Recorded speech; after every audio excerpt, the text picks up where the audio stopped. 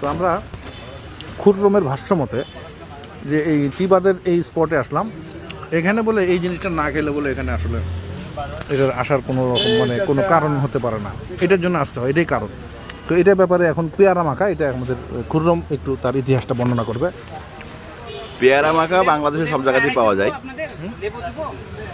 দেন কিন্তু আসলে রাজশাহীর টিবাদের পেয়ারা মাখা এটা বিশ্ববিখ্যাত, এটা পৃথিবীর আর কোথাও গিয়ে পাওয়া যাবে। এটা স্বাদই অদ্ভুত,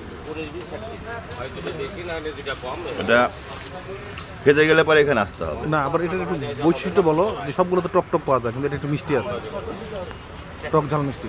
এইখানে পেয়ারাটা আচার দিয়ে মাখিয়ে দেওয়া হয়, এটাতে টক ঝাল মিষ্টি সব স্বাদ আছে। না এটা পেয়ারা মাখা আমি অনেক খাইছি, কিন্তু এই যে এটা মিষ্টি একটা ভাব আছে, এটার জন্য পেয়ারা মাখাটা আসলে এটা ইউনিক একটা মানে স্বাদ ইয়া হয়েছে আর কি।